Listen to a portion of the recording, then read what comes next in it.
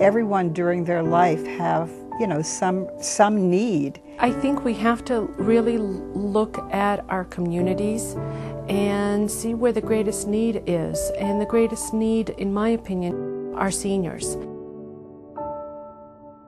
This is a population that really can be overlooked sometimes. A lot of them don't have any family or neighbors. They don't want to impose on them.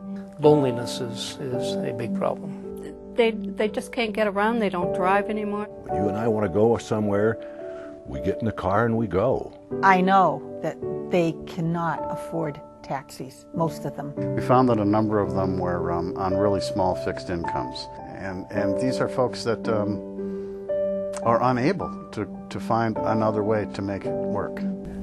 It really opens your eyes. You really see the needy people.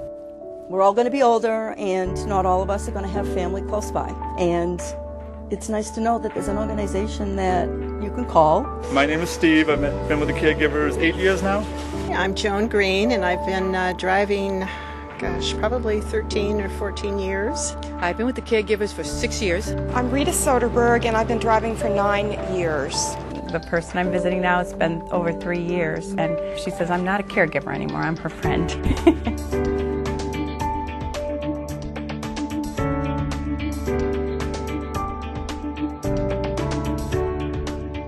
We all want to be independent. We all want to stay in our own homes. I mean, it's oftentimes where we raised our children.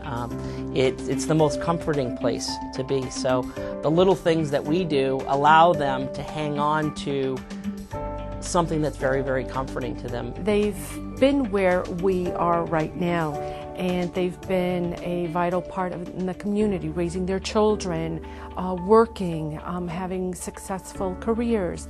And now their spouse might be gone, family for whatever reason is not around, and they're unable to drive themselves or to maintain that type of independence so they can stay home. If you think about that, if you can't go to the store, you can't go to the doctor, you can't go to the dentist, you can't really function in the society we have today. Hi, Virginia. Hi. So nice to meet you. Today I'm driving Virginia to a doctor's appointment.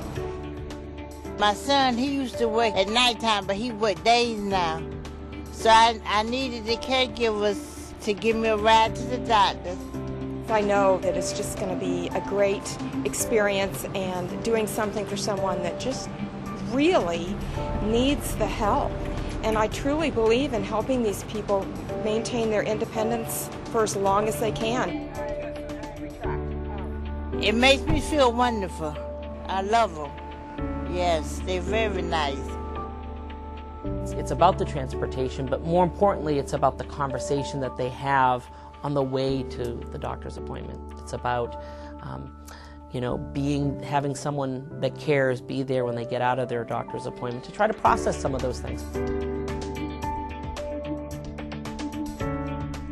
Right now I have 2 clients, Claire and another woman, Nancy. Claire and I go side by side through the aisles, we find what we need. She gives me her list ahead of time, so we have everything all orchestrated and organized. And we just kind of go through and get things done. Well, Steve is my personal caregiver driver for Walmart in Hannaford once a month, so I don't have to call and schedule any rides. And helping them out with finding rides to get to the doctor's office or the grocery store or whatever, we found that a number of them were on really small fixed incomes.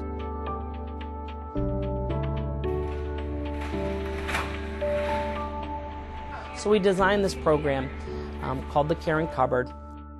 We created what started in one room and has grown into a warehouse, a food pantry, and it's a mobile food pantry. So we have one group of people that would come in here one week and they would make all the calls, and we'll go down a list of what foods we have. Would you like any canned fruit? And they tell us what they want. And then on the week of the delivery, another team of people come in here with the shopping list and they physically fill up the bags of food. It also includes fresh produce, bread, meat products as well. And they put that in bins.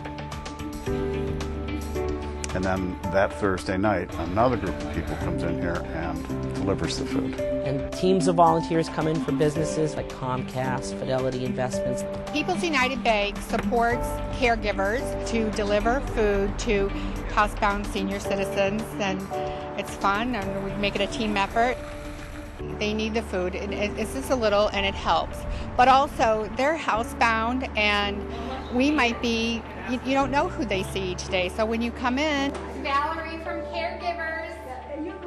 they're happy to see you, they talk to you, they ask you questions, you ask them how their day is, and it's a lot of fun. It's very, very rewarding. It's our opportunity to feed a generation that once fed us. Hey, chocolates? Oh, that's for me. Wow.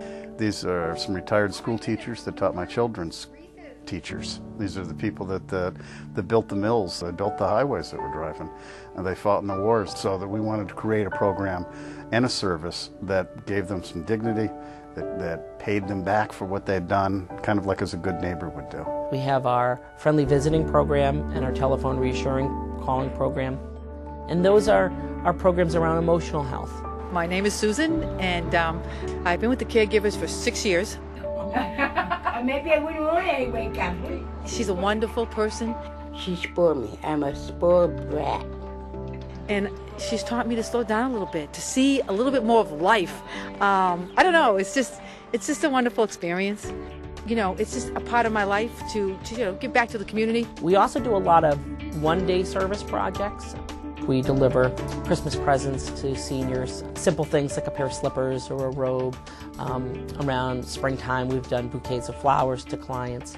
You get a knock on the door and someone's there that just wants to wish you a happy birthday.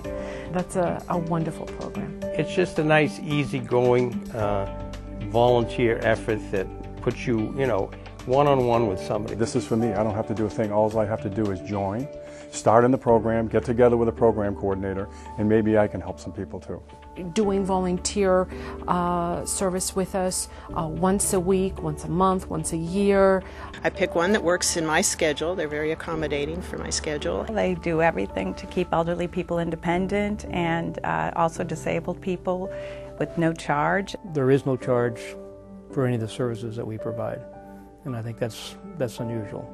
And a lot of people have a hard time with that. I wish I could tip them, but it's not possible. We do have a staff that we need to pay to organize the rides, to do the carrying cupboard. A lot of staff work that has to be done. The fundraising events that we do have, the money is well used. If it was your relative or parent and they couldn't get a ride to wherever they have to go, wouldn't you want somebody to step in and help them? It's just a matter of giving a little bit of your time, and the benefits and rewards that you get back from the sincere gratitude that every single client expresses is worth anything else that you're doing. I do this, I work at a food pantry. I just feel like you have to do stuff to help the community, because if not, someday, God willing, I'll get to be older, and hopefully if I need help, there'll be somebody there that I can pick up the phone and call, and they'll come help me out. We recognize that the volunteer really is the most important piece of the equation. Okay.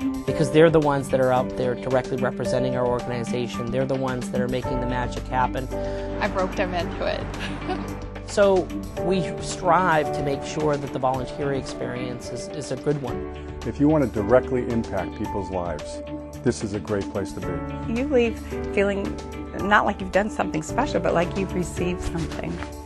It's hard to explain it. It's just a nice feeling. Feel like, you're really doing something that people really need. She's taught me, like I said, to slow down and smell the roses. It's been wonderful. Makes you feel good, and you get much more in return than what you give.